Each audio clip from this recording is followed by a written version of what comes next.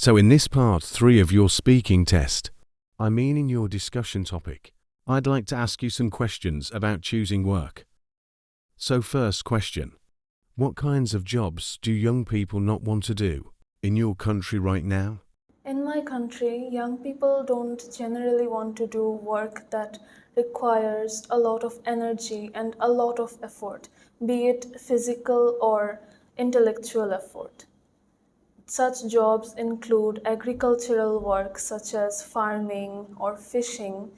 People prefer to work in offices and in corporate sectors. That's fine. Who is the best at advising young people about choosing a job? Teachers or parents?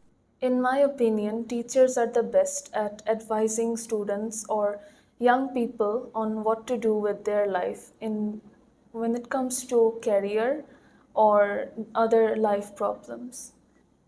Can you give me any example? Absolutely.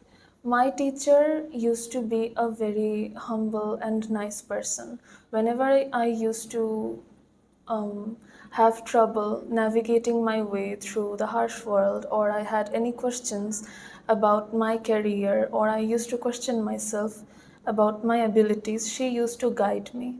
I think a teacher has more of an idea about. Okay, I got it. Do you think that money is always the most important thing when choosing a job? No, I don't think money is always the most important thing while choosing a job, because not only money is centered when a job is chosen. A job has many other aspects, such as the environment of the job, the people that a person is going to work with. So, other aspects should be considered as well while choosing a job. That's good. So, do you agree that many people nowadays are under tremendous pressure about their job?